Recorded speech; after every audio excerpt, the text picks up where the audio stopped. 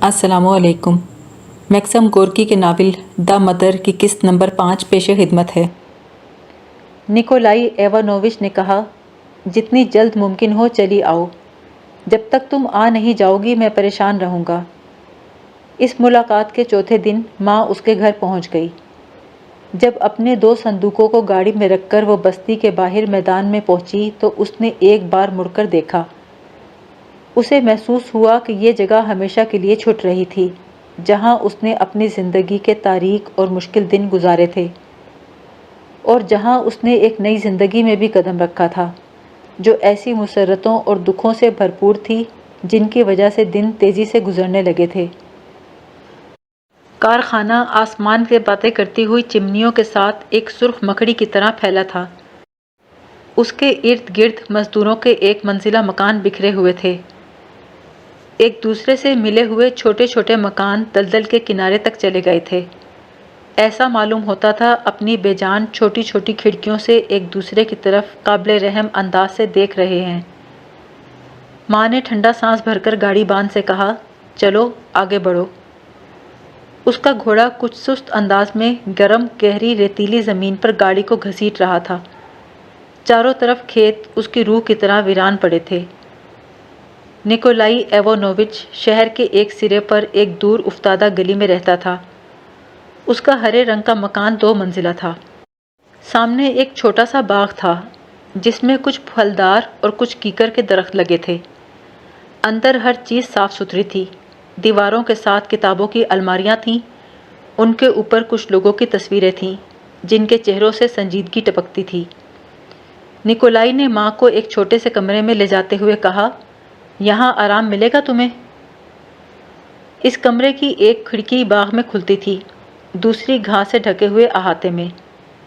اس کمرے کی دیواروں کے ساتھ بھی کتابوں کی الماریاں تھیں۔ ماں نے کہا، میں تو سمجھتی ہوں باورچی خانے میں رہ لوں۔ ایسا لگا ماں کے الفاظ سے اسے دکھ ہوا۔ اس نے سمجھانے کی کوشش کی کہ باورچی خانے میں نہ رہے۔ جب ماں نے اس کے سامنے ہتھیار ڈال دیے تو وہ خوش ہو گیا۔ گھر میں 3 کمرے تھے، تینوں میں ایک خاص قسم کی فضا تھی۔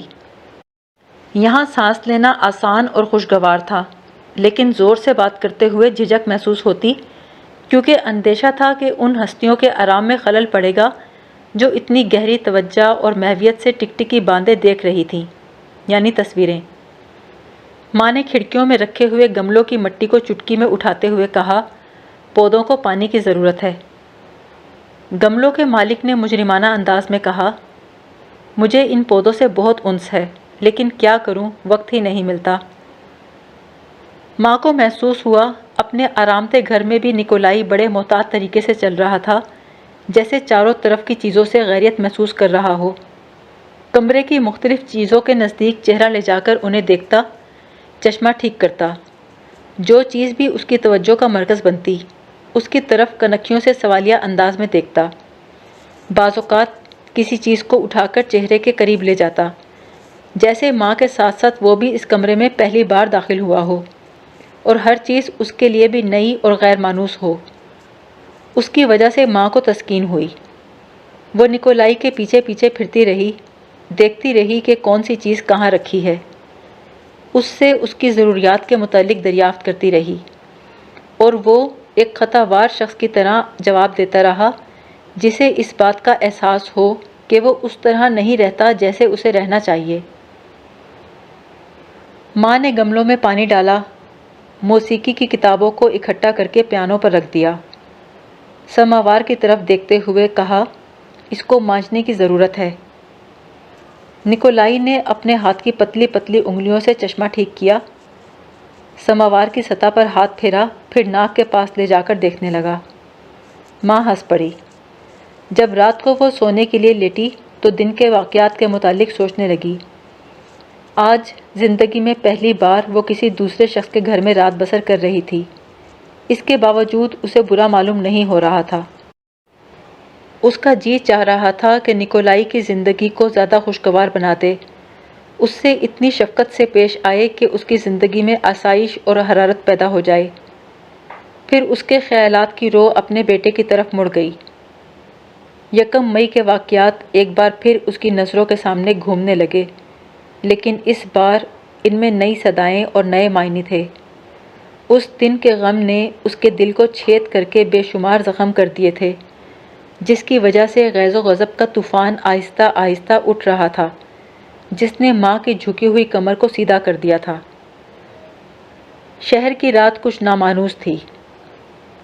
دوسرے دن صبح سویرے اس نے سماوار مانجا، چائے کا پانی گرم کیا، بہت خاموشی سے چائے کی میز تیار کی اور باورچی خانے میں بیٹھ کر نکولائی کے اٹھنے کا انتظار کرنے لگی۔ بہت دیر کے بعد آخر اس نے کھانستے ہوئے دروازہ کھولا، آداب کہہ کر سماوار کو کمرے میں لے گئی۔ نکولائی اٹھ کر منہ ہاتھ دھونے لگا۔ ماں سے بولا، زیموستود بورڈ میں میرے سپرد بڑا تکلیف دہ کام ہے۔ روس میں معاشی معاملات کے اختیار رکھنے والی صوبائی انتظامیہ کو زیموستود کہتے تھے۔ کہنے لگا، یہ دیکھنا کہ ہمارے کسان کس طرح تباہ ہو رہے ہیں۔ غذا کی کمی کی وجہ سے کسان وقت سے پہلے موت کا شکار ہوتے جا رہے ہیں۔ ان کے بچے کمزور اور لاغر پیدا ہوتے ہیں اور اس طرح مر جاتے ہیں جیسے سردیوں میں مکھیاں۔ ہمیں یہ سب کچھ معلوم ہے، اس کے اسباب بھی معلوم ہیں۔ یہ عمل دیکھنے کے لیے ہمیں تنخواہ دی جاتی ہے، لیکن بات اس سے آگے نہیں بڑھتی۔ ماں نے دریافت کیا، کیا تم طالب علم ہو؟ وہ بولا، نہیں، استاد ہوں۔ میرے والد شہر کے ایک کارخانے میں مینیجر ہیں، لیکن میں نے تعلیم و تدریس کو پسند کیا۔ گاؤں میں کسانوں کو کتابیں دیں، جس کی وجہ سے مجھے جیل بھیج دیا گیا۔ سزا کاٹنے کے بعد باہر آ کر میں نے کتابوں کی ایک دکان پر نوکری کر لی، لیکن ایک لاپرواہی کی وجہ سے مجھے پھر گرفتار کر لیا گیا اور نظر بند کر دیا۔ گورنر بھی مجھ سے ناخوش تھا۔ اس نے مجھے جہاز میں سوار کروا کر بحیرہ ابیض کے ساحل پر ایک چھوٹے سے گاؤں میں نظر بند کر دیا، جہاں میں 5 سال رہا۔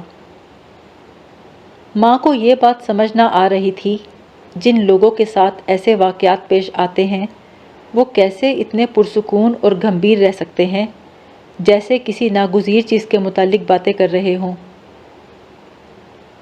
ایوانووچ بولا، آج میری بہن آ رہی ہے۔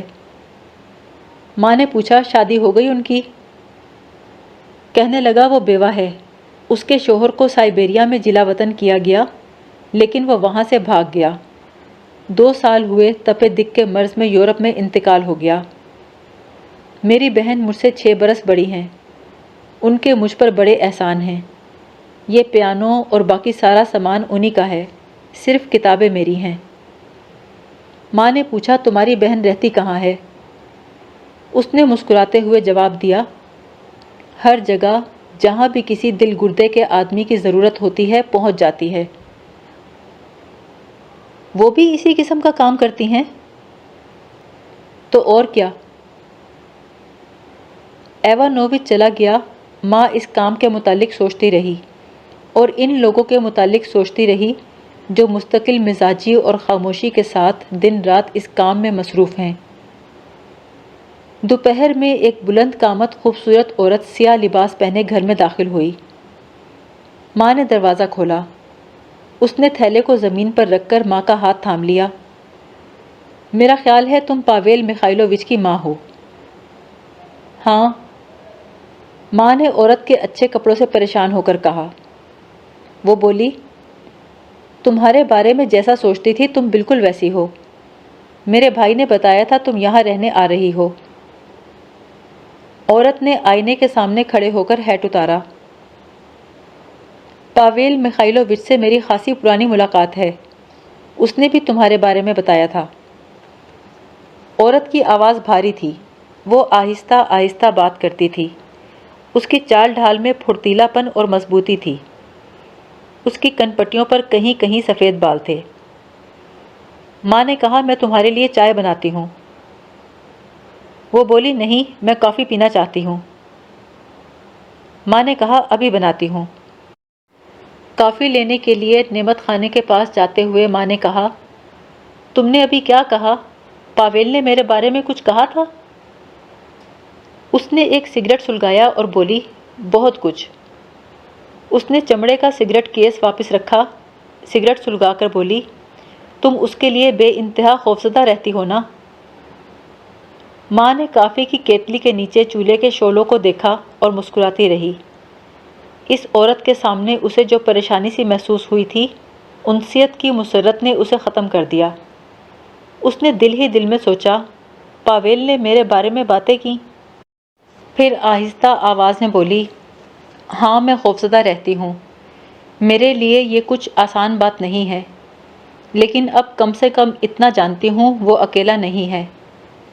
ماں نے اس کا نام پوچھا، جواب ملا صوفیہ۔ پھر وہ بولی، سب سے اہم بات یہ ہے ان لوگوں کو زیادہ دن تک جیل میں نہیں رہنا چاہیے۔ اگر مقدمے کا فیصلہ جلدی ہو جاتا تو اچھا تھا۔ جیسے ہی وہ لوگ شہر بدر کیے جائیں گے، ہم لوگ پاویل کو فرار کرانے کا انتظام کر دیں گے۔ ہمیں پاویل کی بڑی ضرورت ہے۔ ماں نے صوفیہ کی طرف غیر یقینی انداز میں دیکھا۔ صوفیہ نے ایک گملے میں سگریٹ بجھا دی۔ ماں نے غیر ارادی طور پر کہا، اس سے پھول خراب ہو جاتے ہیں۔ صوفیہ نے کہا، معاف کرنا۔ ماں ایک دم پریشان ہو گئی۔ معافی تو مجھے مانگنی چاہیے، میں نے بے سوچے سمجھے کہہ دیا۔ تمہارا گھر ہے، بھلا میں کیسے کہہ سکتی ہوں کہ یہ کرو یہ نہ کرو؟ صوفیہ نے کندھے جھٹکتے ہوئے کہا، کیوں نہ کہو؟ اچھا کافی تیار ہو گئی کیا؟ لیکن ایک پیالہ کیوں بنایا تم نے؟ تم نہیں پیو گی کیا؟ تم جھیپ رہی ہو۔ ماں مسکرائی۔ وہ سگریٹ بجھانے والی بے وقوفی کی بات کے بعد تم مجھ سے پوچھ رہی ہو کہ میں جھیپ رہی ہوں یا نہیں؟ پھر اپنے تعجب کو چھپائے بغیر بولی، میں کل ہی یہاں آئی ہوں، لیکن ایسا محسوس ہو رہا ہے جیسے یہ میرا اپنا مکان ہو۔ نہ کوئی خوف، نہ یہ خیال کہ کس سے کیا کہہ دیا۔ اتنی بدل گئی ہوں کہ خود کو دیکھ کر سر چکرانے لگتا ہے۔ پہلے کسی سے اپنے دل کی بات کہنی ہوتی تو مدت درکار ہوتی تھی، لیکن اب تو دل کی بات خود زبان پر آ جاتی ہے۔ صوفیہ نے ایک اور سگریٹ نکالی، اپنی چمکتی ہوئی بھوری آنکھوں سے اس کے چہرے کو دیکھا۔ ماں نے کہا، تم ابھی کہہ رہی تھی کہ اسے فرار کرا سکو گی، لیکن مفرور کی حیثیت سے وہ کیسے رہ سکے گا؟ صوفیہ نے اپنے لیے تھوڑی سی اور کافی انڈیلتے ہوئے کہا، یہ کوئی بڑی بات نہیں، دوسرے درجنوں مفرور ساتھیوں کی طرح رہے گا۔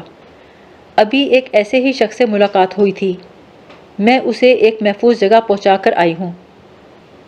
وہ بھی بڑا اہم آدمی ہے۔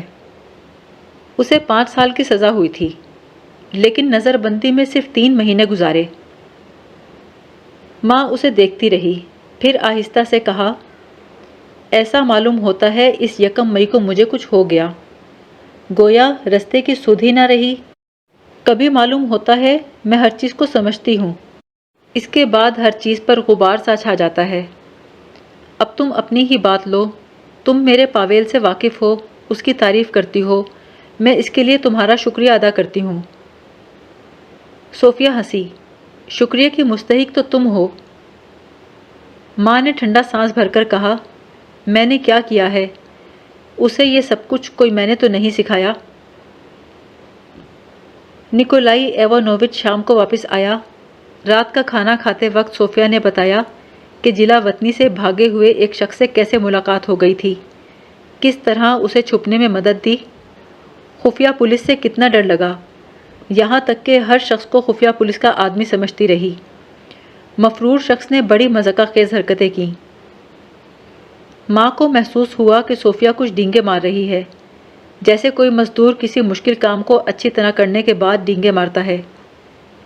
اس وقت صوفیہ نے موسم گرما کا بھورا سا لباس پہن رکھا تھا جو خوب گھیردار تھا، اس کی وجہ سے وہ اور بھی لمبی معلوم ہو رہی تھی۔ کھانے کے بعد ایوانووچ نے کہا، صوفیہ تمہیں ایک دوسرا کام بھی کرنا ہے۔ میں نے تمہیں بتایا تھا نا ہمیں کسانوں کے لیے اخبار نکالنا ہے، لیکن ان گرفتاریوں کی وجہ سے اس شخص سے رابطہ ٹوٹ گیا ہے جو اخبار تقسیم کرنے والا تھا۔ اب پلاگیا نلونا واحد انسان ہے جو اسے ڈھونڈ سکتی ہیں۔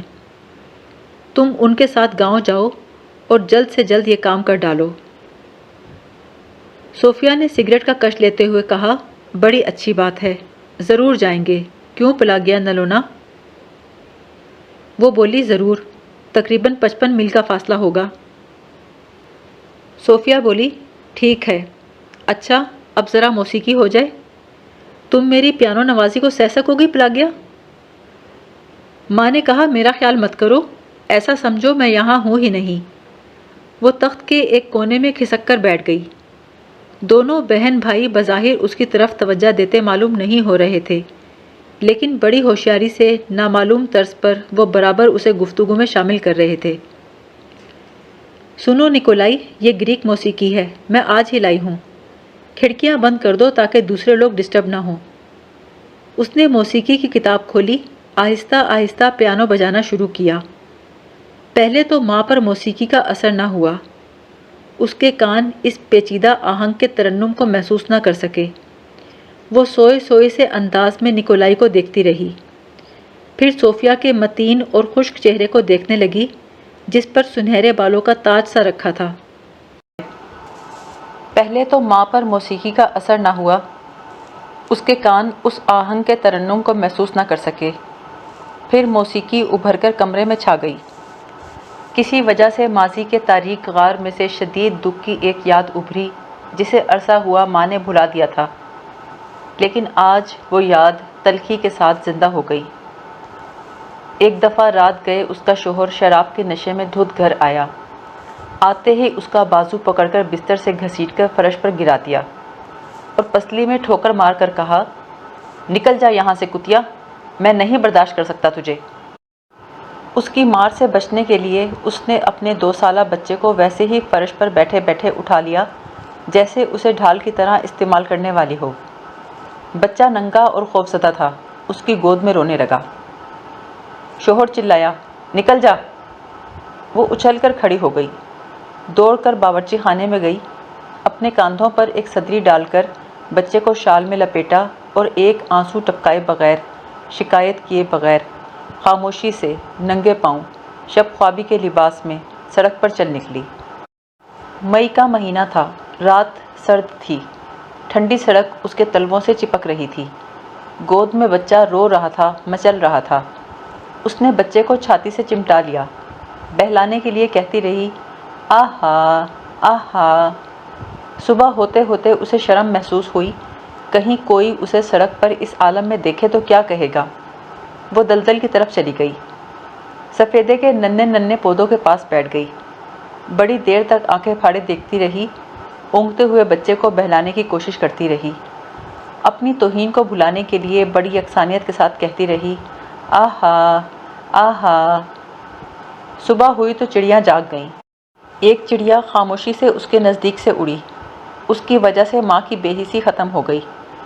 وہ اٹھ کھڑی ہوئی، سردی میں کانپتی ہوئی گھر کی طرف چل پڑی، اس مانوس مار کٹائی اور مانوس توہین کی ہیبت ناکی کی طرف۔ ساز کے سر خاموش ہو گئے تھے۔ صوفیہ اپنے بھائی کی طرف مڑ کر بولی، پسند آئی تمہیں؟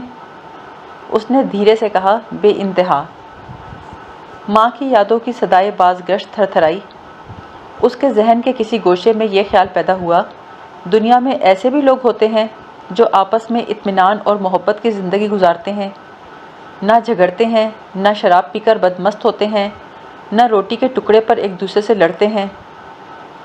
صوفیہ نے سگریٹ نکالی، پھر بولی، یہ میرے مرحوم شوہر کو سیتا کا محبوب گیت تھا۔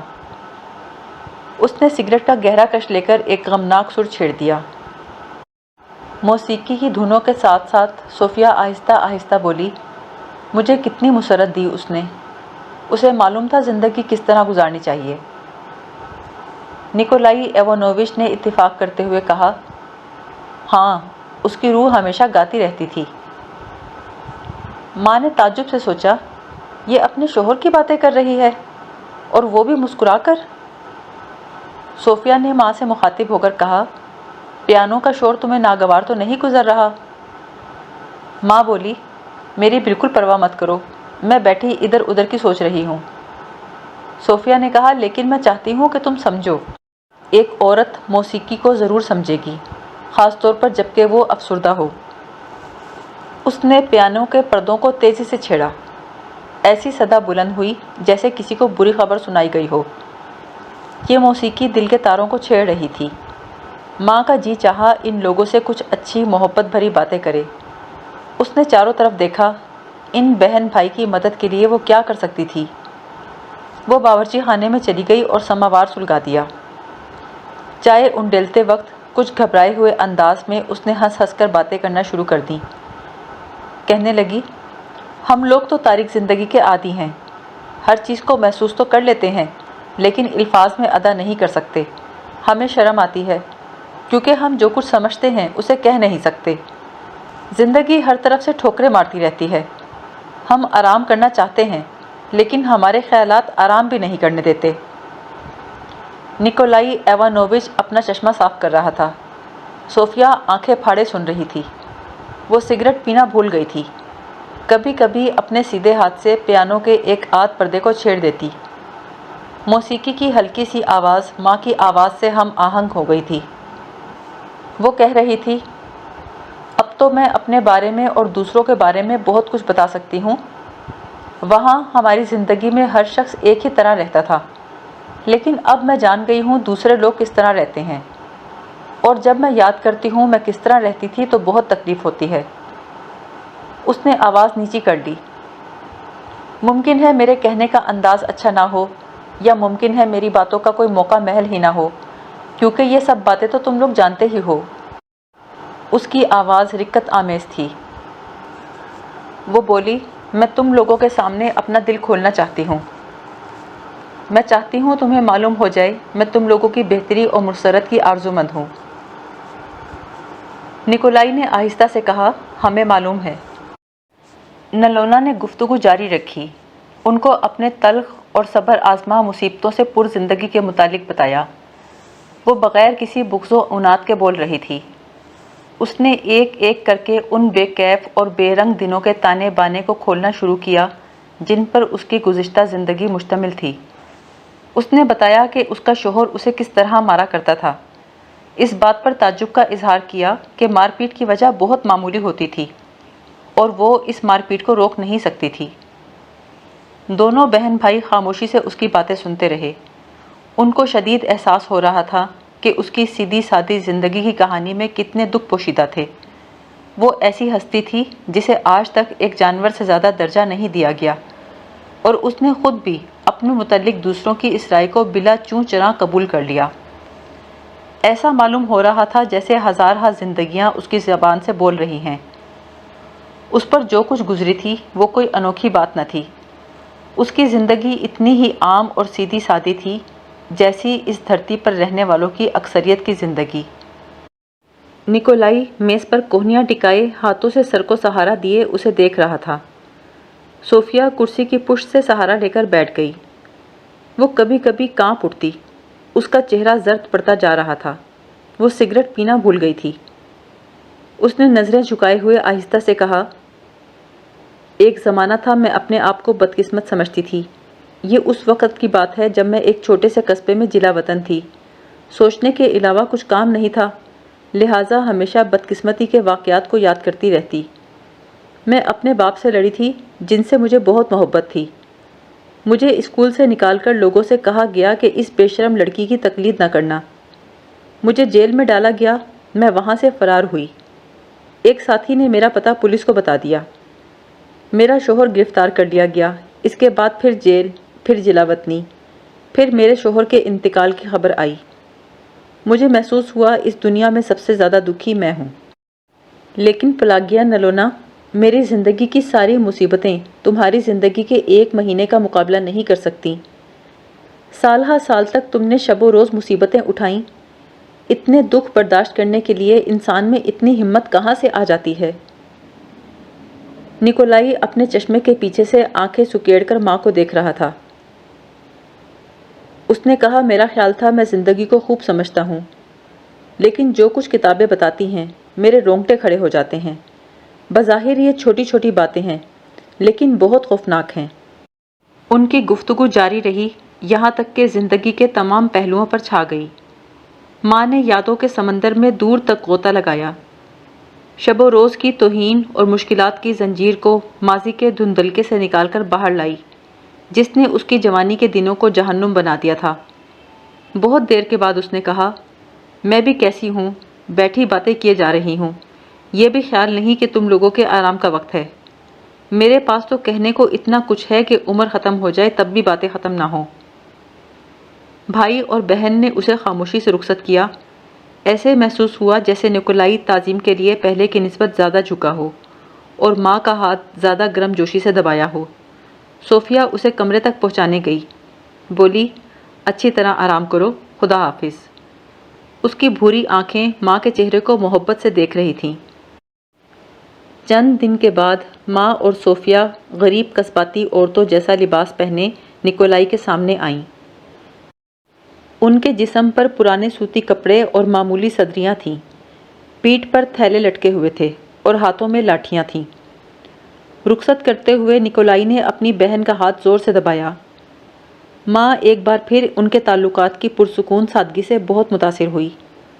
انہوں نے نہ تو ایک دوسرے کو پیار کیا، نہ پیار بھری باتیں کہیں، لیکن صاف ظاہر تھا کہ دونوں کو ایک دوسرے کے لیے تردد اور پریشانی تھی۔ پلاگیا جہاں رہتی تھی وہاں لوگ ایک دوسرے کو بہت چومتے تھے، پیار کے ناموں سے پکارتے تھے، لیکن کسی ذرا سی بات پر بھوکے کتوں کی طرح ایک دوسرے کی بوٹیاں بھی نوچتے تھے۔ دونوں عورتیں خاموشی کے ساتھ شہر کی سڑکوں سے ہوتی ہوئی کھیتوں کی طرف چل پڑیں۔ دونوں کندھے سے کندھا ملائے ناہموار سڑک پر چلی جا رہی تھیں۔ ماں نے پوچھا تھک تو نہیں جاؤ گی؟ صوفیہ نے ہنس کر اپنی انقلابی سرگرمیوں کے بارے میں بتانا شروع کیا۔ تم سمجھتی ہو میں زندگی میں بہت کم پیدل چلی ہوں؟ میں ان سب باتوں کی پہلے سے عادی ہوں۔ وہ اپنی سرگرمیوں کے بارے میں ایسے بتا رہی تھی جیسے بچپن کی شرارتوں کا ذکر کر رہی ہو۔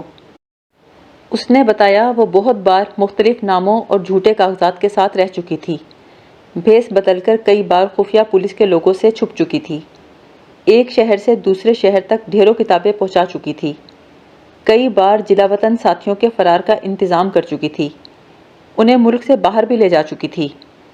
ایک بار اس نے اپنے مکان میں غیر قانونی چھاپا خانہ قائم کیا۔ جب پولیس کو اطلاع ملی تو وہ لوگ آئے، وہ ملازمہ کا بھیس بدل کر نکل گئی، بلکہ فرار ہوتے وقت پولیس والوں سے پھاٹک پر ملاقات کرتے ہوئے گئی۔ اس نے بتایا ایک بار سردیوں کا زمانہ تھا، وہ ایک ہلکے سے لباس میں سر کو ایک سوتی چادر سے لپیٹے ایک ہاتھ میں تیل کا پیپا اٹھائے سارے شہر کا چکر لگاتی رہی جیسے مٹی کا تیل خریدنے جا رہی ہو۔ ایک بار اسے کسی دوسرے شہر میں چند دوستوں سے ملنے جانا پڑا۔ جب ان کے کمرے کے نزدیک پہنچی تو اس نے دیکھا پولیس والے تلاشی لے رہے ہیں۔ واپس جانا مشکل تھا۔ اس نے نیچے کی منزل والوں کی گھنٹی بجائی اور بغیر کسی جان پہچان کے ان لوگوں کے گھر میں داخل ہو گئی۔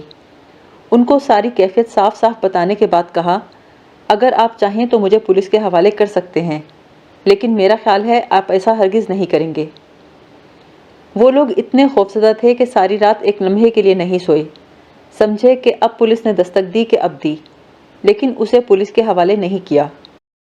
ایک مرتبہ اس نے کلیسا کی راہبہ کا بھیس بدل کر خفیہ پولیس کے اس آدمی کی نشست کے پاس اسی کے ڈبے میں بیٹھ کر سفر کیا جسے اس کی تلاش کے لیے متعین کیا گیا تھا۔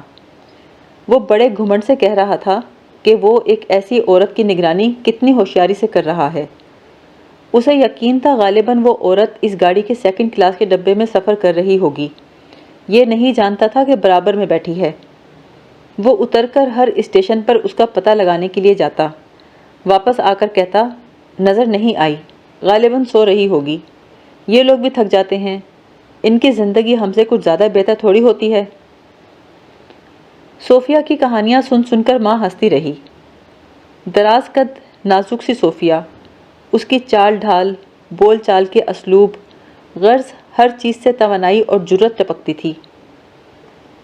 ہر چیز کی طرف اس کا رویہ زندگی بخش تھا، جدھر دیکھتی اسے کوئی ایسی چیز ضرور نظر آتی جس سے وہ محظوظ ہو سکے۔ ایک درخت کی طرف اشارہ کر کے بولی، کتنا خوبصورت صنوبر کا درخت ہے۔ ماں نے رک کر دیکھا، یہ درخت دیگر صنوبر کے درختوں سے ذرا بھی مختلف نہیں تھا۔ ماں نے کہا، ہاں بہت خوبصورت ہے۔ بعض اوقات صوفیہ جھک کر کوئی جنگلی پھول اٹھا لیتی۔ ان تمام باتوں سے اس نے ماں کا دل موہ لیا۔ ماں کوشش کر رہی تھی کہ اس کے ساتھ ساتھ چلے، پیچھے نہ رہ جائے۔ کبھی کبھی صوفیہ بڑی سختی سے باتیں کرتی تھی۔ ایسے وقت ماں کو فکر ہونے لگتی کہ ریبن اسے پسند نہیں کرے گا، لیکن دوسرے ہی لمحے صوفیہ گرم جوشی اور سادگی سے باتیں کرنے لگتی اور ماں مسکرا کر اسے دیکھتی۔ ماں نے کہا، تم اب تک کتنی جوان ہو؟ صوفیہ بولی، 32 برس کی ہو چکی ہوں۔ ماں نے کہا، نہیں، میرا یہ مطلب نہیں تھا۔ جب تمہاری باتیں سنتی ہوں، تمہاری آنکھوں کی طرف دیکھتی ہوں، بالکل لڑکی لگتی ہو، اور تمہارا دل ہمیشہ مسکراتا رہتا ہے۔ صوفیہ بولی، مجھے ایسا معلوم ہوتا ہے میری زندگی سے زیادہ کوئی زندگی بہتر یا دلچسپ نہیں ہو سکتی۔ اچھا، میں تمہیں پلاگیا کہوں یا نلونا؟ ماں نے کہا، جو چاہے پکار لو، تمہاری طرف دیکھتی ہوں، تمہاری باتیں سنتی ہوں، یہ دیکھ کر خوشی ہوتی ہے کہ تمہیں انسانی دل تک پہنچنے کا راستہ مل گیا ہے۔ ہر شخص تم سے کھل کر بات کر سکتا ہے۔ یقیناً تمہارے ساتھی ایک نہ ایک دن زندگی کی خرابیوں پر فتح پا لیں گے۔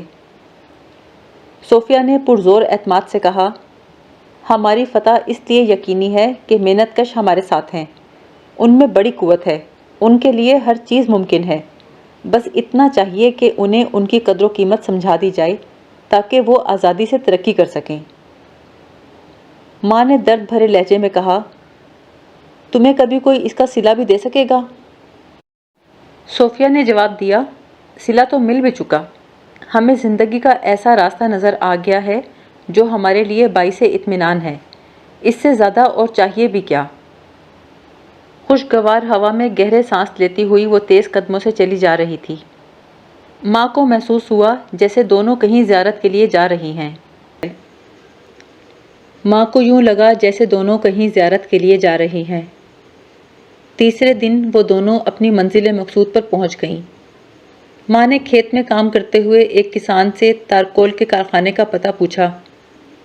پھر وہ دونوں جنگل کے درمیان ڈھلوان سڑک پر چلنے لگیں جس پر درختوں کی جڑوں سے سیڑھیاں سی بن گئی تھیں۔ اس سڑک پر چل کر وہ ایک کھلی جگہ پہنچیں جہاں ہر طرف کوئلے، لکڑی کے ٹکڑے اور تارکول کے ڈھیر تھے۔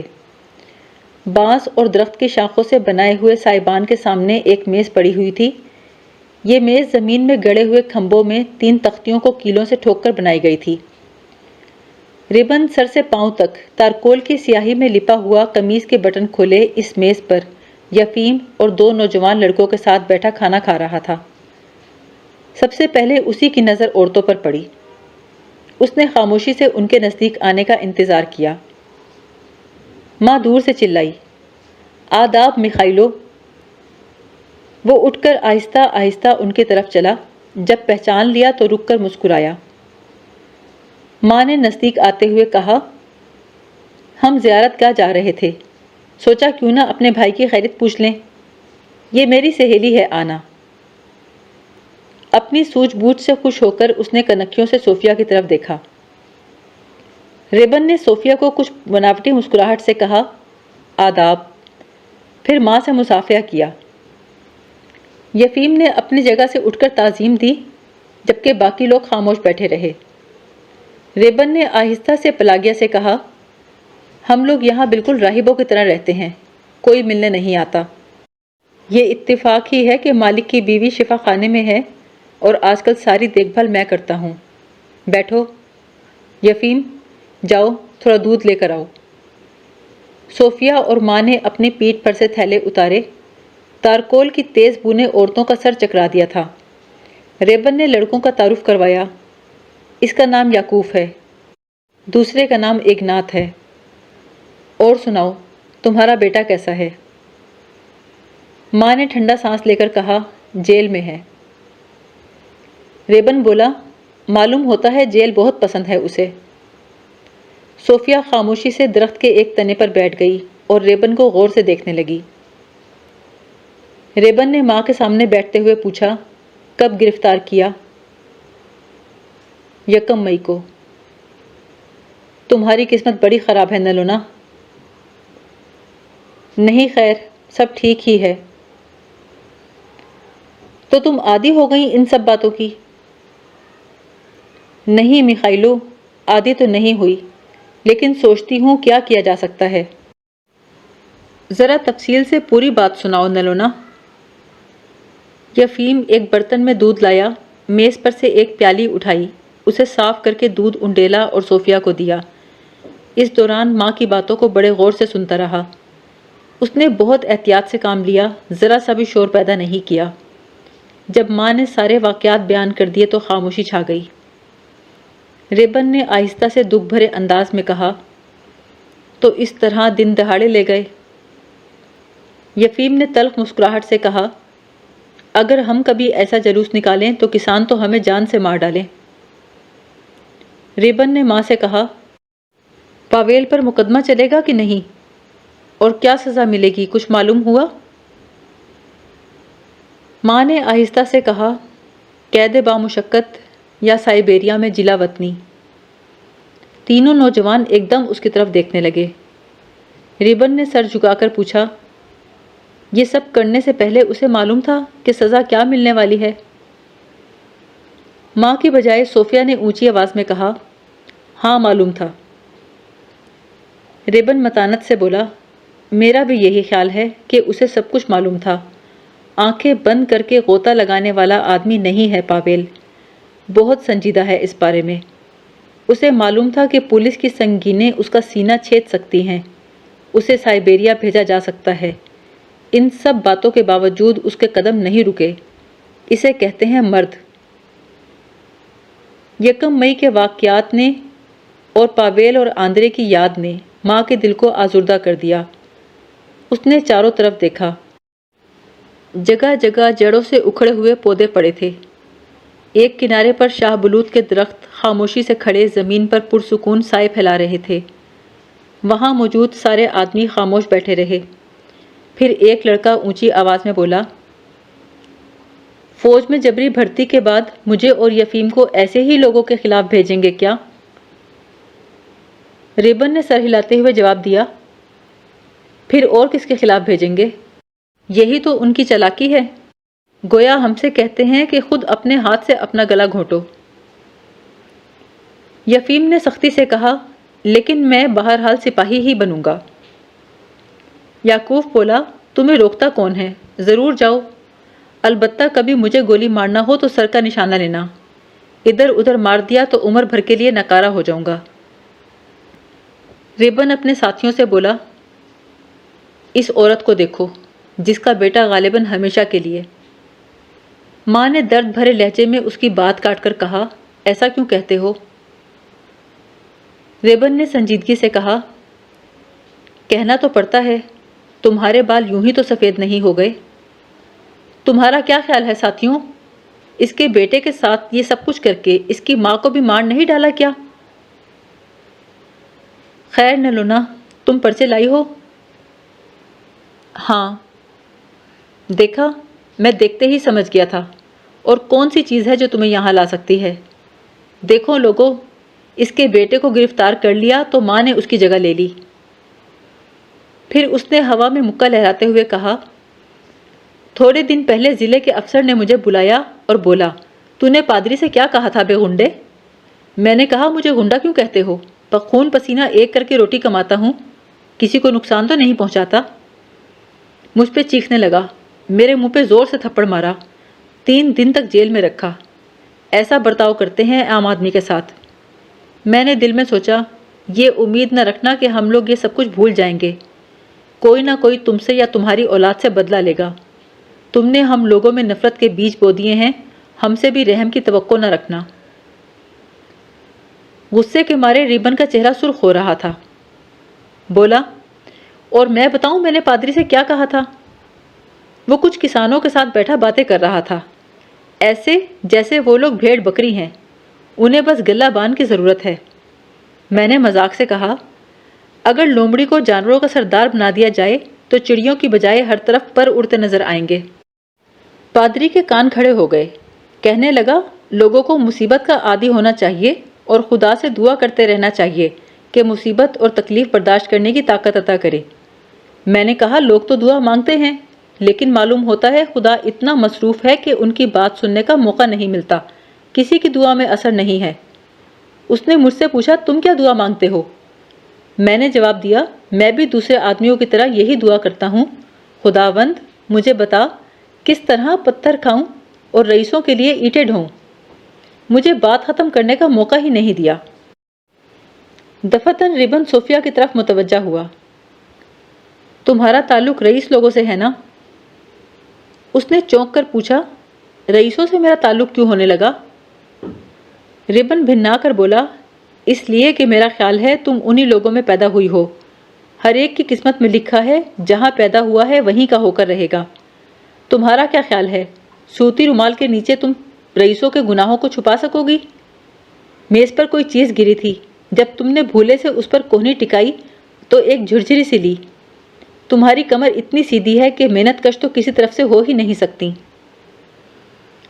ماں کو اس کے لب و لہجے سے ڈر لگا۔ وہ بیچ میں بولی، میخائیلو، یہ میری سہیلی ہیں، بہت ہی اچھی عورت ہیں، ہمارے لیے ہی کام کرتے کرتے انہوں نے اپنے بال سفید کیے ہیں، تم ذرا سخت ہوتے جا رہے ہو۔ وہ بولا، لیکن میں نے ایسی کون سی بات کہی جو بری لگے؟ ارے ہاں، تھوڑے دن ہوئے ہمارے ہاں ایک نیا آدمی آیا تھا، اسے دک کا مرض تھا، اسے بلوا لوں؟ میں اسے رئیسوں کے ظلم کی نشانی سمجھتا ہوں۔ صوفیہ بولی، ضرور بلواؤ۔ ریبن نے مڑ کر یفیم سے کہا، سویلی سے جا کر کہو شام کو ادھر آ جائے۔ یفیم نے ٹوپی پہنی، کسی کی طرف دیکھے اور ایک لفظ کہے بغیر چلا گیا۔ اس کے جانے کے بعد ریبن نے کہا، یفیم کی زندگی بڑی تکلیف میں گزر رہی ہے، بہت جلدی بھرتی کر لیا جائے گا، کہتا ہے میں فوجیوں کو بیدار کروں گا۔ میں کہتا ہوں سر مار مار کر دیوار نہیں گرائی جا سکتی۔ یفیم بیچارہ پریشان ہے اور یہ اگنات اسے بہت تنگ کرتا ہے، بلا وجہ ایک ہی بات دہراتا ہے۔ اگنات نے ذرا چڑچڑے انداز میں کہا، بھرتی ہونے کے بعد دوسروں کی طرح آقا کے حکم پر گولیاں نہ چلانے لگے تو کہنا۔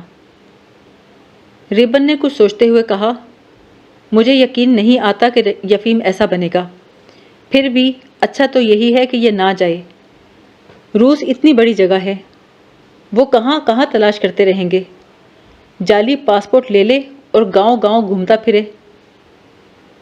ایک نات نے ایک چھڑی اپنے پیر پر مارتے ہوئے کہا، میں تو یہی کرنے لگا ہوں، ایک بار ان کی مخالفت پر کمر باندھ لی ہے تو ہمیشہ آگے ہی بڑھتے رہنا چاہیے۔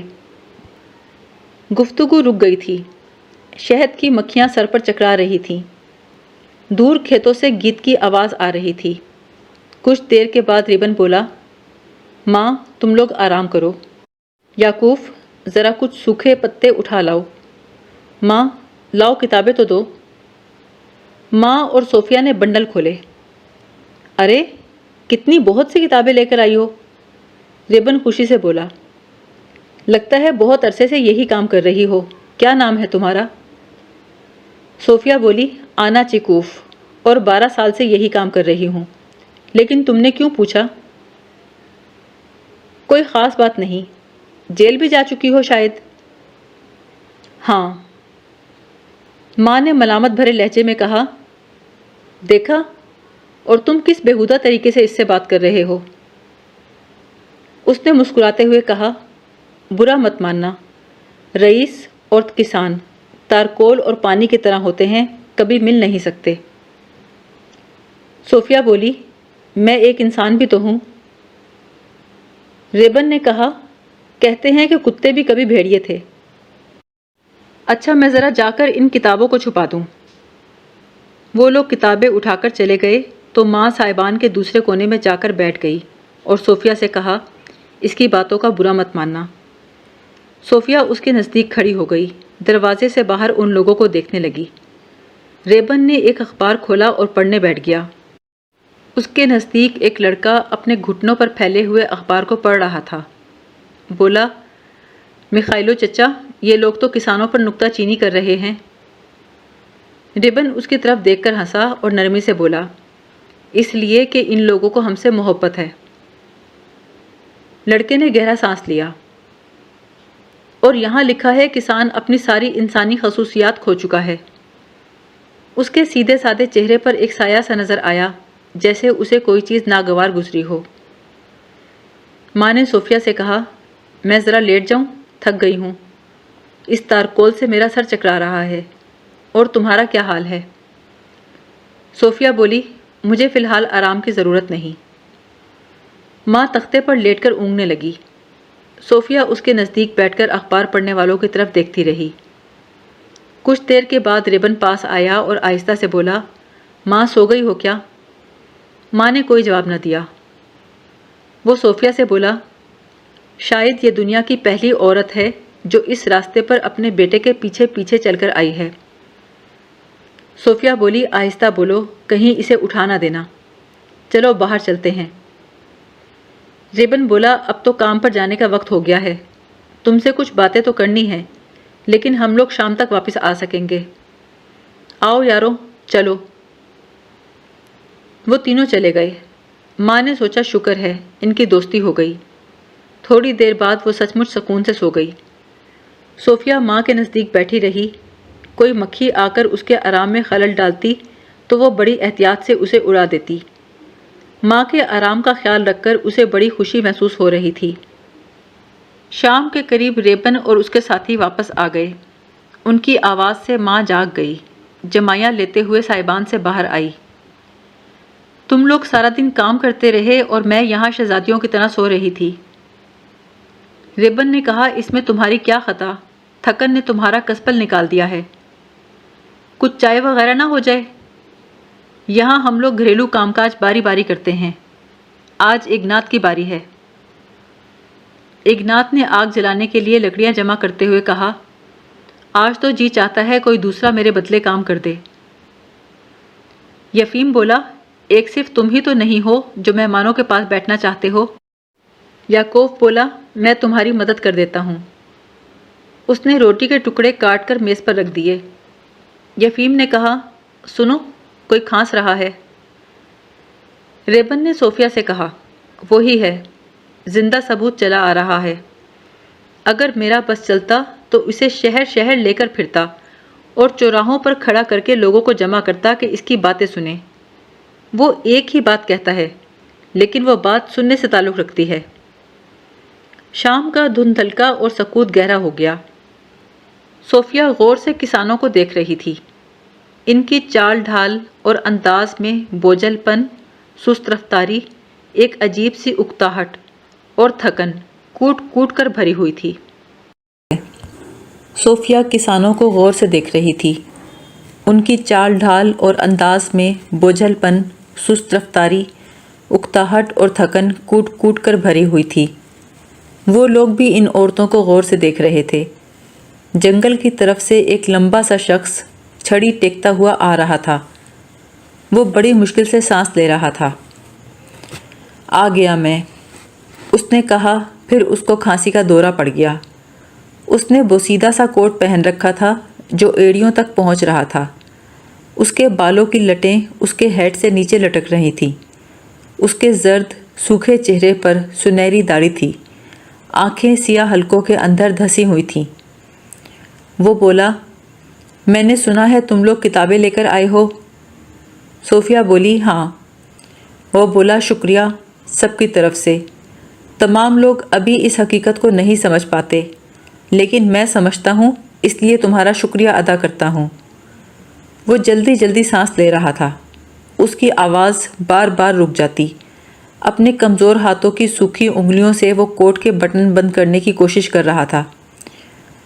صوفیہ نے کہا، اتنی رات گئے تمہیں جنگل میں نہیں رہنا چاہیے۔ درختوں کی وجہ سے ہوا بوجھل اور مرطوب ہو جاتی ہے۔ اس نے مشکل سے سانس لیتے ہوئے کہا، اب میرے لیے رہ ہی کیا گیا ہے، اب تو موت ہی مجھے نجات دلائے گی۔ اس کی آواز سن کر تکلیف ہو رہی تھی۔ اس کا پورا حلیہ دیکھ کر شدید رحم کا جذبہ ابھر رہا تھا۔ اس نے ایک پیپے پر بیٹھ کر اپنے گھٹنوں کو اتنی احتیاط سے جھکایا جیسے اسے خوف ہو کہیں ٹوٹ نہ جائیں۔ پھر اس نے ماتھے سے پسینہ پوچھا۔ اس کے خشک مردہ سے بال بکھرے ہوئے تھے۔ وہ بولا، میں اب بھی عام انسانوں کے کام آ سکتا ہوں، ایک بہت بڑے جرم کی زندہ شہادت کا کام دے سکتا ہوں۔ دیکھو میری طرف، 28 برس کی عمر میں مر رہا ہوں۔ 10 برس پہلے کی بات ہے، اپنی پیٹھ پر 12 پود وزن اٹھا لیتا تھا اور ماتھے پر بل نہ آتا تھا۔ میں سوچتا تھا کہ ایسی صحت کے ساتھ میں 70 برس تک زندہ رہوں گا، لیکن صرف 10 برس زندہ رہا اور اب خاتمہ قریب ہے۔ میرے مالکوں نے مجھے لوٹ لیا، میری زندگی کے 40 سال چھین لیے۔ ریبن نے بھرائی ہوئی آواز میں کہا، یہ ہر وقت یہی راگ الاپتا ہے۔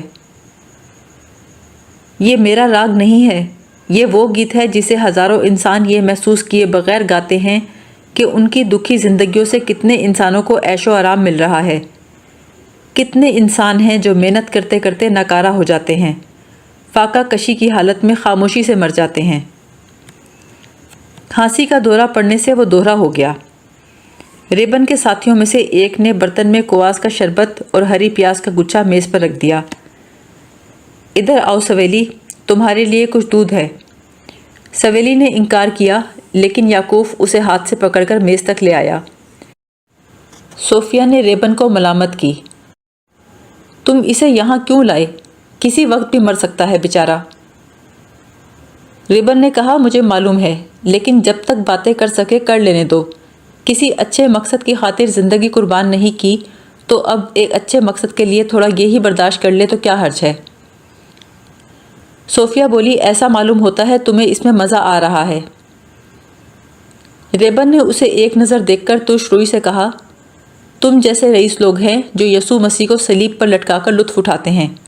ہم جیسے لوگ اس شخص کی زندگی سے سبق لینا چاہتے ہیں اور چاہتے ہیں کہ تم بھی سبق لو۔ ماں گھبرا گئی۔ بیمار شخص نے ایک بار پھر بولنا شروع کیا،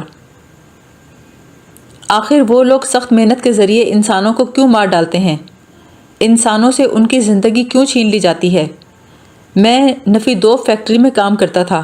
میرے مالک نے ایک ایکٹریس کو سونے کا ایک تشت تحفے کے طور پر دیا کہ اس میں منہ دھویا کرے، اور بستر کے نیچے رکھنے کے لیے سونے کا ایک پوٹ بھی دیا۔ میری اور میرے جیسے بہت سے لوگوں کی ساری زندگی اور ساری توانائی اس پوٹ کی نظر ہو گئی۔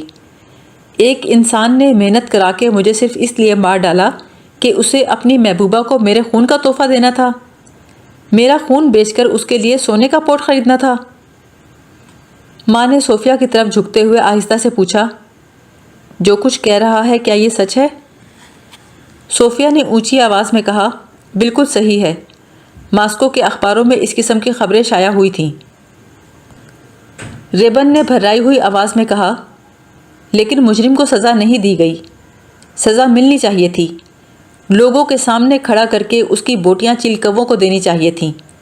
جب انسان بیدار ہوں گے تو کتنے غضب کی سزا دیں گے۔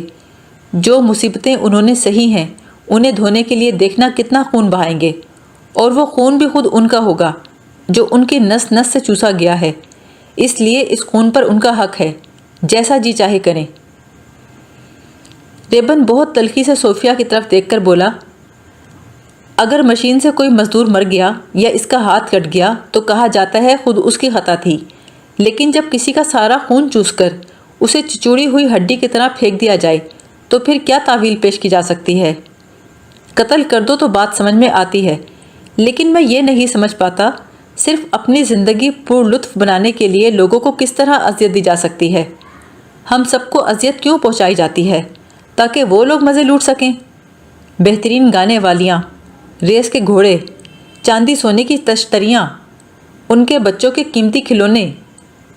تم جا کر کام کرو اور محنت کرو تاکہ تمہاری محنت سے میں اتنا پیسہ بچا لوں کہ اپنی محبوبہ کے پوٹی پیشاب کرنے کے لیے سونے کا پوٹ بنوا سکوں۔ ماں نے صوفیہ کی طرف دیکھا، وہ بالکل خاموش اور پرسکون تھی۔ کھانا ختم ہوا تو سب لوگ الاؤ کے پاس جا کر بیٹھ گئے۔ بیمار شخص بیٹھا آنکھیں پھاڑے آگ کی طرف گھور کے دیکھ رہا تھا۔ اسے مسلسل کھانسی اٹھ رہی تھی۔ یعقوب نے اسے دیکھتے ہوئے کہا، تم سائبان میں چلے جاؤ سویلی۔ بیمار شخص نے کہا، کیوں؟ میں یہیں بیٹھوں گا، میں نے زیادہ دنوں تک لوگوں کے ساتھ تھوڑا رہنا ہے۔ اس نے ادھر ادھر دیکھا، ہلکی سی مسکراہٹ کے ساتھ بولا، تم لوگوں کے ساتھ بیٹھنا مجھے اچھا لگتا ہے۔ تمہاری طرف دیکھتا ہوں تو سوچتا ہوں شاید تم ان سب کی طرف سے بدلہ لے سکو گے جنہیں لوٹا گیا ہے، جنہیں لالچ کی خاطر ختم کر دیا گیا ہے۔ کسی نے اس کی بات کا جواب نہیں دیا۔ ریبن آہستہ سے بولا، یہ یہاں آ کر بیٹھتا ہے اور ایسی ہی باتیں کرتا ہے کہ انسانوں کو کس کس طرح دھوکہ دیا جاتا ہے، اس کے علاوہ اس کے پاس اور کوئی چیز نہیں۔ ماں نے کچھ سوچتے ہوئے کہا، اور یہ دیکھ بھی کیا سکتا ہے؟ اگر صرف محنت کی وجہ سے ہزاروں انسان روز مر جاتے ہیں اور ان کے مالک ہر روز بیہودہ چیزوں پر روپیہ اڑاتے ہیں تو پھر کہنے سننے کے لیے کیا رہ جاتا ہے؟ ریبن نے بہت سنجیدگی سے کہا، میں 20 مرتبہ اس کی کہانی سن چکا ہوں۔ اس کے باوجود کئی بار میرا دل یقین کرنے کو نہیں چاہتا۔ سوچتا ہوں کیا واقعی انسان اتنا ذلیل اور کمینہ ہو سکتا ہے؟ شاید امیروں کو بھی بہکا دیا گیا ہے، کوئی اندھا ہوا رونے سے، کوئی اندھا ہوا سونے سے۔ بیمار شخص زمین پر لیٹ گیا۔ یعقوب خاموشی سے سائبان میں گیا، ایک کمبل اٹھا کر لایا اور اسے اڑا دیا۔ اس کے بعد مہمانوں کے پاس آ کر بیٹھ گیا۔ صوفیہ نے انہیں بتایا کہ دنیا کے مزدور جینے کا حق مانگنے کے لیے کس طرح جدوجہد کر رہے ہیں، جرمنی کے کسانوں نے کس طرح بغاوت کی، آئرستان کے مزدور کس طرح مصیبتیں اٹھا رہے ہیں، آزادی کے جدوجہد کے لیے فرانس کے مزدور کتنی بے جگری سے لڑ رہے ہیں۔ رات کا مخملی لبادہ اوڑے اس جنگل میں، اس چھوٹے سے میدان میں جہاں الاؤ کی روشنی تھی، یہاں ان واقعات کی داستانیں بیان کی جا رہی تھیں جنہوں نے لالچی انسانوں کی دنیا کو ہلا دیا تھا۔ سچائی اور آزادی کی جدوجہد میں لڑنے والوں کے نام لیے جا رہے تھے۔ صوفیہ کی آواز نرم خرامی کے ساتھ بہتی رہی۔ اس آواز نے ان کی امیدیں بڑھائیں، ان میں اعتماد پیدا کیا۔ لوگ خاموش بیٹھے دوسرے ملکوں کے بھائیوں کی کہانیوں کو سنتے رہے۔ جب انہوں نے اس عورت کے زرد پتلے چہرے کی طرف دیکھا تو وہ مقدس مقصد جس کی خاطر ساری دھرتی کے انسان جدوجہد کر رہے ہیں، ان کی نظروں میں اور زیادہ واضح اور بامعنی ہو گیا۔ دور دراز ماضی کی مختلف نسلوں کے انسانوں میں انہیں اپنے ہی خیالات اور خواہشات کا عکس نظر آیا۔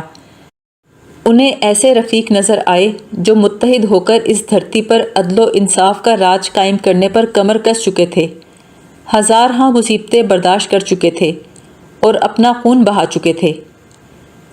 ان کے دلوں میں سارے انسانوں کے ساتھ روحانی وابستگی کا احساس پیدا ہوا۔ صوفیہ نے اعتماد سے کہا، وہ دن ضرور آئے گا جب تمام ملکوں کے مزدور اٹھ کر کہیں گے، بس بہت ہو گیا، ایسی زندگی سے طبیعت اکتا گئی۔ اس وقت ان لالچی لوگوں کی خیالی طاقت کا بھرم کھل جائے گا، زمین ان کے پیروں تلے سے کھسک جائے گی، ڈوبتے کو تنکے کا سہارا بھی نہ ملے گا۔ ریبن نے گردن جھکاتے ہوئے کہا، اگر ہم اپنی پوری قوت سے اپنا خیال کیے بغیر کام کریں تو وہ کون سی چیز ہے جو نہیں کر سکتے؟ ماں کے لبوں پر تعجب اور خوشی کی ملی جلی مسکراہٹ تھی۔ اس نے دیکھا کہ صوفیہ کے طور طریقوں میں اختصار، بلند آوازی اور ہمہ گیریت موجود تھی۔ کسان خاموشی سے دم سادے بیٹھے تھے، کہیں داستان کا تسلسل نہ ٹوٹ جائے، کہیں وہ روشن رشتہ منقطع نہ ہو جائے جس نے انہیں ساری دنیا کے ساتھ وابستہ کر دیا تھا۔ ان میں سے کبھی کبھی کوئی الاؤ میں کچھ لکڑیاں ڈال دیتا۔ جب چنگاریاں نکلتیں اور دھوئیں کے بادل بلند ہوتے تو وہ ہاتھ ہلا کر کوشش کرتا کہ دھواں عورتوں تک نہ جائے۔ یعقوب اٹھ کر آہستہ سے بولا، ایک منٹ ٹھہرو۔ وہ دوڑ کر سائبان کی طرف گیا اور کچھ کپڑے لے کر آیا جنہیں اس نے اور ایگنات نے مہمانوں کے کندھوں اور پیروں پر ڈال دیا۔ اس کے بعد صوفیہ نے پھر بات شروع کی۔ اس نے فتح کے دن کا نقشہ کھینچا، ان لوگوں کے اندر خود اپنی قوت کا اعتماد پیدا کیا، ان تمام لوگوں کے ساتھ ایک ہونے کا شعور ابھارا جو پیٹ بھروں کی احمقانہ خواہشوں کی تسکین کے لیے بے مصرف محنت کر کر کے اپنا خون پسینہ ایک کر رہے تھے۔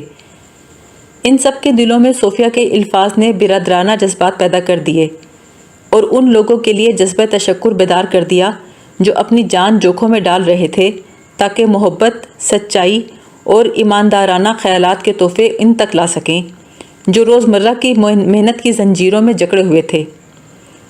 صبح ہوتے ہوتے تھکی ماندی صوفیہ نے باتیں بند کر دیں اور اپنے چاروں طرف روشن سنجیدہ چہروں کو دیکھ کر مسکرائی۔ ماں نے کہا، اب چلنا چاہیے۔ تھکی ہوئی صوفیہ نے جواب دیا، ہاں چلنا چاہیے۔ ایک لڑکے نے گہرا ٹھنڈا سانس لے کر کہا، تم لوگوں کا جانا اچھا نہیں لگتا، تم بہت اچھی باتیں کرتی ہو، یہ بہت بڑا کام ہے، لوگوں کو ایک دوسرے کے قریب لانا۔ جب یہ معلوم ہوتا ہے کہ لاکھوں آدمی وہی چاہتے ہیں جو ہم چاہتے ہیں تو دل میں نیکی پیدا ہوتی ہے اور نیکی میں بڑی قوت ہے۔ یفیم اٹھتے ہوئے بولا، میرا خیال ہے اس سے پہلے کہ کوئی ان لوگوں کو دیکھ لے یہ لوگ یہاں سے نکل جائیں تو اچھا ہے۔ ہم کتابچے تقسیم کریں گے تو حکام فوراً تلاشی شروع کر دیں گے کہ پرچے لایا کون۔ کوئی نہ کوئی یہ ضرور کہے گا کہ 2 عورتیں جو زیارت کے لیے جا رہی تھیں تارکول کے کارخانے کا پتہ بھی پوچھ رہی تھیں۔ ریبن نے کہا، تم نے جو تکلیف اٹھائی ہے ماں، اس کا شکریہ۔ تمہیں دیکھتا ہوں تو پاویل یاد آتا ہے۔ کتنا اچھا کام کر رہی ہو تم۔ ہوا میں خنکی تھی، وہ بغیر کوٹ پہنے قمیض کا گریبان کھولے کھڑا تھا۔ ماں نے دیکھا تو نرمی سے بولی، کچھ پہن لو، سردی ہے۔ اس نے جواب دیا، میرے سینے کے اندر بہت گرمی ہے۔ لڑکے الاؤ کے پاس بیٹھے چپکے چپکے باتیں کرتے رہے۔ بیمار شخص ان کے پیروں کے پاس کمبل اوڑھے لیٹا تھا۔ ریبن نے مصافحہ کرتے ہوئے کہا، تم لوگوں کو اب جانا چاہیے، شہر میں اپنا پتہ سمجھا دو۔ تینوں لڑکوں نے صوفیہ کے پاس آ کر خوش خلقی کے ساتھ ہاتھ ملایا۔ صاف محسوس ہوتا تھا ان کے دل صوفیہ کے لیے محبت کے جذبے سے لبریز ہیں۔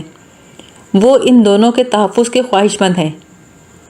صوفیہ بولی، شکریہ ساتھیوں۔ لڑکوں نے ایک دوسرے کی طرف دیکھا، جیسے ان الفاظ نے انہیں اٹھا کر بہت بلند کر دیا ہو۔ بیمار شخص بری طرح کھانسنے لگا۔ کسانوں نے آہستہ سے کہا، خدا حافظ۔ پو پھٹنے سے پہلے کے مدھم اجالے میں وہ آہستہ آہستہ جنگل کے راستے پر چل کھڑی ہوئیں۔ ماں نے صوفیہ کے پیچھے پیچھے چلتے ہوئے کہا، کتنا اچھا وقت گزرا، جیسے خواب دیکھا ہو۔ لوگ سچائی کو معلوم کرنا چاہتے ہیں، سچائی معلوم کرنے کے لیے بےتاب ہیں۔ ایسا لگ رہا تھا جیسے کرسمس یا ایسٹر کے تہوار کے دن گرجے میں صبح کے وقت عبادت سے پہلے پادری ابھی نہ آیا ہو اور لوگ جمع ہونا شروع ہو گئے ہوں، اور کوئی اٹھ کر مقدس تصویر کے سامنے شمع روشن کر دے اور آہستہ آہستہ اندھیرا چھٹ جائے اور خدا کا گھر روشن ہو جائے۔ صوفیہ نے ہنس کر کہا، بالکل ٹھیک کہتی ہو۔ ہاں، اتنا فرق ضرور ہے کہ یہاں ساری دنیا کا گھر ہے۔ ماں نے اس کی بات کو دہرایا، ساری دنیا؟ اتنی اچھی بات پر تو آسانی سے یقین بھی نہیں آتا، اور تم نے اتنی اچھی طرح سمجھا دیا۔ میں ڈر رہی تھی کہیں ان لوگوں کو تم پسند نہ آؤ۔ صوفیہ ایک لمحے کو خاموش رہی، پھر آہستہ اور سنجیدہ انداز میں بولی، ان کے ساتھ رہنے سے بڑی سادگی آ جاتی ہے۔ وہ دونوں سڑک پر چلتی رہیں، ریبن اور بیمار شخص اور لڑکوں کے بارے میں باتیں کرتی رہیں، جو بہت توجہ، خاموشی اور الجھن سے بیٹھے سن رہے تھے، جنہوں نے معمولی معمولی خدمات سے اچھی طرح ثابت کر دیا تھا کہ وہ ان کے کتنے ممنون ہیں۔ اب یہ دونوں میدان میں پہنچ چکی تھیں۔ آفتاب ان سے بغل گیر ہونے کے لیے طلوع ہو رہا تھا۔ گھاس پر شبنم کے قطرے ہزار رنگوں میں چمک رہے تھے۔ پرندوں نے بیدار ہو کر اپنے شادماں نغموں سے صبح کا دامن مالا مال کر دیا تھا۔ پرندوں نے بیدار ہو کر اپنے شادمان نغموں سے صبح کا دامن مالا مال کر دیا۔ سورج کا خیر مقدم کرنے کے لیے رات کے اندھیروں کو پہاڑیوں پر سے ہٹا دیا گیا۔ ماں نے چلتے چلتے کہا، کبھی کبھی ایسا ہوتا ہے کہ کوئی شخص بات کرتے کرتے رہ جاتا ہے، سمجھ نہیں آتا کہنا کیا چاہتا ہے، لیکن دفتن کوئی سادہ سا لفظ کہہ دیتا ہے جس سے سارا مطلب واضح ہو جاتا ہے۔ اس بیمار شخص کا بھی یہی حال ہے۔ میں نے مزدوروں کو کارخانوں میں اور دوسری جگہوں پر لٹتے دیکھا ہے، لیکن انسان ان باتوں کا عادی ہو جاتا ہے، پھر ان باتوں کا اس کے دل پر خاص اثر نہیں ہوتا۔ لیکن جو باتیں اس نے کہیں وہ کتنی تکلیف دہ تھیں، کتنی باعث شرم۔ لوگ اپنی ساری زندگی محنت میں بلا اس لیے کھپاتے ہیں کہ ان کے مالک ایسی حماقتیں کریں۔ ایسا لگتا ہے لوگوں کو ہر چیز اتنی زیادہ ملتی ہے کہ دل بھر جاتا ہے۔ میں نے سنا ہے ایک گاؤں کے افسر نے حکم دیا تھا کہ اس کا گھوڑا جب بھی گاؤں سے گزرے تو سارے کسان اس کے سامنے سر جھکایا کریں، ورنہ گرفتار کر لیے جائیں گے۔ بھلا ایسا کیوں کہا ہوگا اس نے؟ صوفیہ کے پاس بھی ہر سوال کا جواب نہیں تھا۔ اس نے دھیمے سروں میں ایک گیت گانا شروع کیا جو صبح کی طرح تازہ اور تابندہ تھا۔ ماں کی زندگی کچھ عجیب و غریب اطمینان و سکون کے ساتھ گزرنے لگی۔ بعض اوقات وہ خود حیران رہ جاتی۔ اس کا بیٹا جیل میں تھا، اسے کوئی سخت سزا ملنے والی تھی۔ وہ جب اس کے متعلق سوچتی تو اس کے ذہن میں آندرے، فیودر اور کئی دوسرے لوگوں کی صورتیں آنے لگتیں جنہوں نے اس کا ساتھ دیا تھا۔ ریبن کے گاؤں سے آنے کے بعد صوفیہ واپس چلی گئی۔ 5-6 دن کے بعد خوش و خرم واپس آئی، پھر غائب ہو گئی، پھر 2 ہفتے بعد آئی۔ ایسا معلوم ہوتا تھا جیسے وہ زندگی کی شاہراہ پر بڑے بڑے دائروں میں سفر کر رہی تھی، جس کی وجہ سے ہر بار اپنے بھائی کے پاس واپس آ جاتی تھی تاکہ اس گھر کو اپنی جرت اور موسیقی سے مالا مال کر دے۔ وہ آتی تو سگریٹ کی راکھ ادھر ادھر جھاڑتی، اپنی چیزیں گھر میں بکھیر دیتی، ایک ایسی لڑکی کی طرح معلوم ہوتی جس نے شباب کی اولین منزل پر قدم رکھا ہو لیکن اپنے آپ کو بزرگ منوانا چاہتی ہو۔ وہ ہمیشہ محنت کے تقدس کا ذکر کرتی لیکن اپنے پھوڑ پن سے ماں پر کام کی بوجھ بڑھا دیتی۔ آزادی کے متعلق بڑی زوردار باتیں کرتی۔ اس کی نسبت نیکولائی سپاٹ اور ہموار زندگی گزار رہا تھا۔ صبح 8 بجے چائے پیتا، اخبار پڑھتا، ماں کو خبریں سناتا۔ اس کی باتیں سنتے ہوئے ماں واضح انداز میں محسوس کرتی کہ زندگی کی چکی کس طرح لوگوں کو بے رحمی سے پیس کر روپیہ بناتی ہے۔ اس نے محسوس کیا کہ نیکولائی میں آندرے جیسی بہت سی خصوصیات ہیں، لیکن نئی زندگی پر اس کا اعتماد اتنا پرجوش نہیں جتنا آندرے کا تھا۔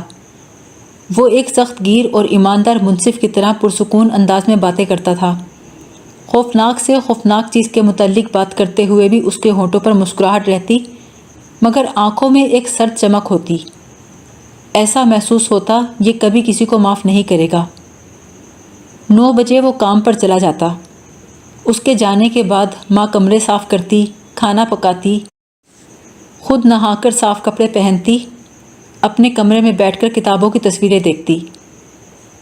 وہ پڑھنا سیکھ گئی تھی مگر اس میں زیادہ سر کھپانا پڑتا تھا۔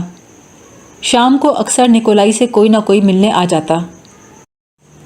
وہ اپنے مہمانوں کے ساتھ ہمیشہ ایک ہی موضوع پر باتیں کرتا، دنیا کے محنت کشوں کی باتیں۔ بحث چھڑتی، نیکولائی اعلان نامہ تیار کرتا، پھر اپنے ساتھیوں کو سناتا۔ وہ لوگ اس کی نقلیں تیار کرتے۔ ماں مسودے کے پھاڑے ہوئے ٹکڑوں کو احتیاط سے سمیٹ کر جلا دیتی۔ چائے انڈیلتے ہوئے ماں سوچتی، یہ لوگ کس قدر جوش و خروش سے محنت کشوں کی زندگی اور ان کے مقدر کے متعلق باتیں کرتے ہیں اور سوچتے ہیں کہ انہیں صحیح راستہ دکھانے اور پست ہمتی سے نکالنے کا طریقہ کس طرح بہتر بنایا جائے۔ ماں کو محسوس ہوتا مزدوروں کی زندگی کے متعلق ان لوگوں کو اتنا علم ہے جتنا خود مزدوروں کو بھی نہیں۔ غیر ارادی طور پر وہ ان کی باتوں کا اپنے بیٹے اور آندرے کی باتوں سے موازنہ کرتی۔ اس نے اندازہ لگایا یہ لوگ زیادہ جانتے ہیں۔ کبھی کبھی وہ دل میں سوچتی یہ لوگ پاشا اور اس کے ساتھیوں کے متعلق سب کچھ بھول گئے ہیں۔ بڑی توجہ سے سننے کے باوجود وہ ان کی تمام باتوں کو سمجھ نہ پاتی، لیکن الفاظ کے پیچھے چھپے ہوئے جذبے کو سمجھنے کی کوشش کرتی۔ کبھی کبھی ساشا آ جاتی، جتنی دیر ٹھہرتی کام کی بات کرتی اور جاتے وقت ہمیشہ ماں سے پوچھتی، پاویل کیسا ہے؟ ماں کہتی، اچھا ہے، خدا کا شکر ہے، میرا سلام کہنا۔ یہ کہہ کر وہ چلی جاتی۔ کبھی کبھی ماں اس کے سامنے شکایت کرتی، میرے پاویل کو بغیر مقدمہ چلائے اتنے دنوں سے جیل میں رکھا ہوا ہے۔ ساشا کی تیوری پر بھی بل آ جاتے پر وہ کچھ نہ کہتی۔ ماں اس سے کہنا چاہتی تھی، میں جانتی ہوں تمہیں اس سے محبت ہے، لیکن یہ سوچ کر خاموش ہو جاتی یہ بیچاری پہلے ہی دکھی ہے۔ ایک دن نتاشا آئی، ماں کو دیکھ کر بہت ہی خوش ہوئی۔ آہستہ سے بولی، میری ماں کا انتقال ہو گیا پچھلے دنوں۔ سر پیچھے کر کے اس نے جلدی سے آنکھیں پوچھیں اور کہا، افسوس تو یہ ہے ابھی ان کی عمر 50 برس بھی نہیں تھی، لیکن سوچتی ہوں جیسی زندگی انہیں گزارنی پڑ رہی تھی اس سے تو موت ہی بہتر ہے۔ ہمیشہ تنہا، کوئی بھی تو ان کے نزدیک نہ تھا، کسی کو ان کی ضرورت نہ تھی۔ میرے باپ ہمیشہ ان کو ڈانٹتے تھے، یہ بھی کوئی زندگی ہوئی؟ لوگ کسی بہتر چیز کی امید میں زندہ رہتے ہیں، لیکن میری ماں توہین کے سوا کسی چیز کی امید کر ہی نہیں سکتی تھی۔ تم ٹھیک کہتی ہو نتاشا، تو اب تم بالکل اکیلی رہ گئی ہو۔ نتاشا سرسری سے انداز میں بولی، بالکل اکیلی۔ نتاشا نے ایک کپڑے کے کارخانے سے ملحقہ اسکول میں نوکری کر لی اور ماں نے اسے غیر قانونی پرچے اور اخبار پہنچانے شروع کر دیے۔ مہینے میں کئی بار وہ کسی بیراگن یا کپڑے بیچنے والی عورت کا بھیس بدل کر اپنے کاندھے پر تھیلا لٹکائے یا ہاتھ میں سوٹ کیس لیے مختلف علاقوں کا چکر لگاتی۔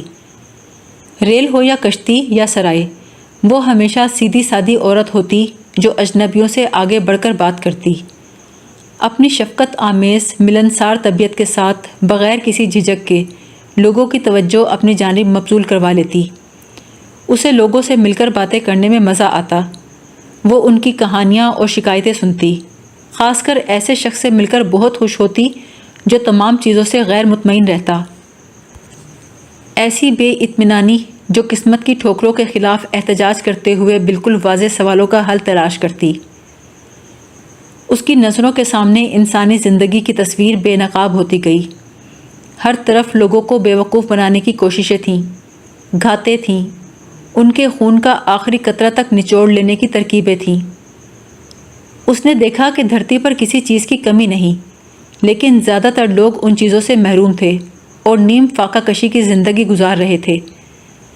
شہر کے گرجوں میں سونا چاندی بھرا تھا جس کی خدا کو ضرورت نہیں، لیکن گرجے کے دروازے پر غریب سردی سے کانپ رہے تھے۔ اس نے دیکھا تھا سونے چاندی سے لدے ہوئے کلیسا اور زربفت کا لباس پہنے ہوئے پادری، اور اس کے مقابلے میں غریبوں کے گندے جھونپڑے اور ان کے جسموں پر چیتھڑے۔ پہلے تو وہ انہیں قدرتی بات سمجھ کر تسلیم کر لیتی تھی، مگر اب یہ چیزیں اس سے برداشت نہ ہوتی، وہ اسے غریبوں کی توہین سمجھتی تھی۔ یسوع مسیح کی تصویریں دیکھ کر، ان کے متعلق کہانیاں سن کر اسے اتنا تو معلوم ہو گیا تھا کہ ان کا لباس سادہ ہوتا تھا، وہ غریبوں کے دوست تھے، لیکن کلیسا میں اس نے دیکھا تھا کہ ان کی تصویر کو سنہری اور ریشمی کپڑوں میں سجا دیا گیا ہے۔ ایسا معلوم ہوتا تھا جب غریب ان کے پاس دھیرج پانے آتے ہیں تو اپنے کپڑے دیکھ کر خود اپنے سے کراہت محسوس کرتے ہیں۔ اسے ربن کے الفاظ یاد آئے، خدا کے متعلق بھی ہمیں احمق بنایا گیا ہے۔ اس نے ایسے لوگوں کے متعلق سوچنا شروع کیا جو اس دنیا کو تمام غریبوں کی مملکت سمجھتے تھے اور چاہتے تھے کہ دھرتی کی ساری دولت تمام دنیا کے لوگوں میں مساوی تقسیم کر دی جائے۔ اس کے خیالات واضح ہوئے تو یسوع اسے پہلے سے زیادہ عزیز ہو گئے، جیسے سچ مچ انہیں دوبارہ زندگی مل گئی ہو۔ ہر نئے سفر کے بعد وہ مسرور ہو کر نکولائی کے پاس واپس آتی کہ میں نے اپنا فرض پورا کر لیا ہے۔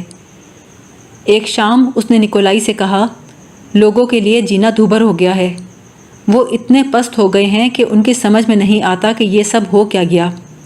وہ سمجھ نہیں پاتے کہ ان کے ساتھ ایسا برتاؤ کیوں کیا جا رہا ہے۔ جب ہر چیز کی اتنی افراط ہے تو انہیں فاقے کیوں کرنے پڑتے ہیں؟ اور کہاں ہے وہ خدائے بزرگ و برتر جس کی نظروں میں نہ کوئی امیر ہے نہ غریب، بلکہ سب اس کے بچے ہیں؟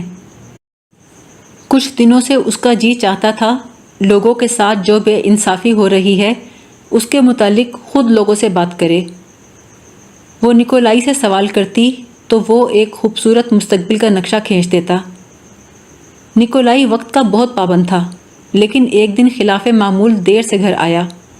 بے چینی سے ہاتھ ملتے ہوئے بولا، آج ہمارا ایک ساتھی جیل سے فرار ہو گیا ہے۔ کون ہو سکتا ہے؟ کچھ پتہ نہیں چل سکا۔ پہلے تو ماں کو چکر سا آ گیا، پھر سرگوشی کے انداز میں بولی، ممکن ہے پاویل ہو؟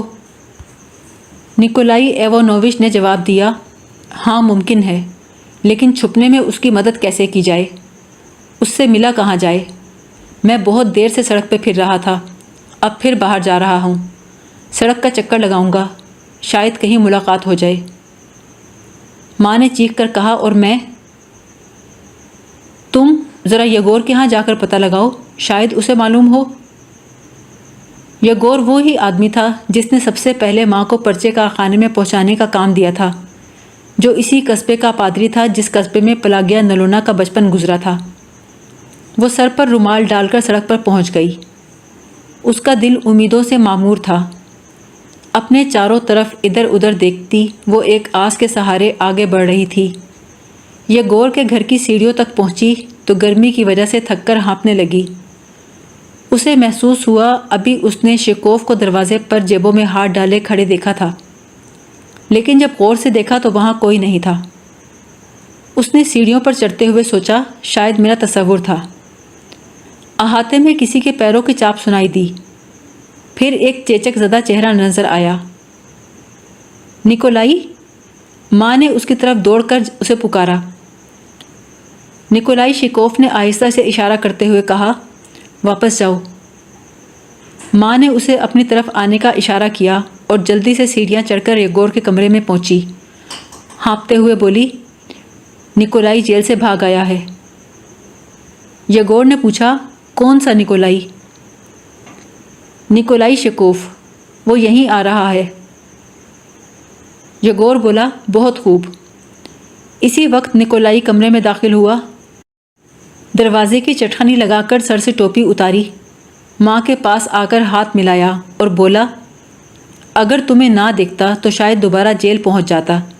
شہر میں کسی کو نہیں جانتا، اور اگر بستی کی طرف جاتا تو 1 منٹ میں گرفتار ہو جاتا۔ اس لیے سڑکوں پر گشت لگا رہا تھا اور سوچ رہا تھا کہ بھاگ کر کتنی عجیب حماقت کی ہے۔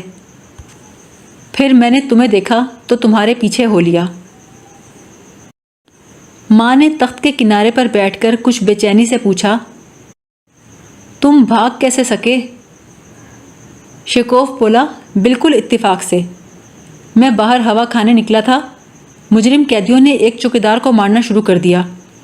وہ چوکیدار چوری کے جرم میں آیا تھا اور ہر شخص کی برائی کرتا تھا، کسی کو چین سے بیٹھنے نہیں دیتا تھا۔ لوگ اسے مارنے لگے تو ہنگامہ ہو گیا۔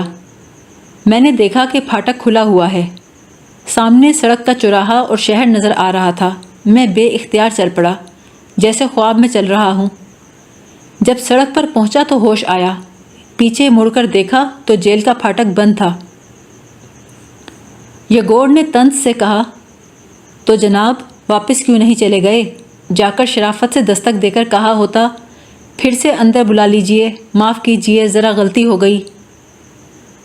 شیکوف ہنس کر بولا، مجھے دراصل یہ اچھا معلوم نہیں ہوا کہ اپنے ساتھیوں سے ایک بھی لفظ کہے بغیر بھاگ آیا ہوں۔ سڑک پر مجھے ایک جنازے کا جلوس ملا، میں بھی ان لوگوں کے ساتھ شامل ہو گیا۔ ان کے پیچھے پیچھے سر جھکا کر ادھر ادھر دیکھے بغیر چلنے لگا۔ قبرستان میں بیٹھ کر ٹھنڈی ہوا کھائی، پھر مقامی عجائب گھر میں چلا گیا۔ سوچنے لگا اب جاؤں کدھر؟ بھوک سے برا حال تھا۔ سڑک پر نکلا تو دیکھا پولیس والے ہر شخص کو غور سے دیکھ رہے تھے۔ مجھے لگا اب جلد ہی پکڑا جاؤں گا۔ اتنے میں کیا دیکھتا ہوں، نلونا دوڑی آ رہی ہیں۔ میں ایک طرف چھپ کر کھڑا ہو گیا، پھر ان کے پیچھے پیچھے یہاں تک آ گیا۔ پھر اس نے خجالت سے سر کھجاتے ہوئے کہا، میرے ساتھی میرے اچانک لاپتہ ہونے پر بہت پریشان ہو رہے ہوں گے۔ یگور بولا، اور عہدے دار؟ ان پر دل نہیں دکھتا؟ وہ بھی تو پریشان ہو رہے ہوں گے۔ خیر، مذاق تو ایک طرف رہا، اب تمہیں چھپانے کا سوال ہے۔ یہ اتنا آسان نہیں، میں چل پھر سکتا تو بات الگ تھی۔ وہ اپنے سینے کو آہستہ آہستہ رگڑنے لگا۔ شیکوف نے سر جھکا کر کہا، معلوم ہوتا ہے بہت بیمار ہو۔ یگور بولا، میری چھوڑو۔ پلاگیا، تم کس تکلف میں ہو؟ اب پاویل کے بارے میں پوچھ بھی ڈالو۔ شیکوف مسکرایا، پاویل بالکل اچھا ہے، ایک طرح سے ہمارا سردار ہے۔ وہاں جیل کے عہدے داروں سے وہی گفتگو کرتا ہے اور ہم سب کی قیادت کرتا ہے۔ ہر شخص کے دل میں اس کی بڑی عزت ہے۔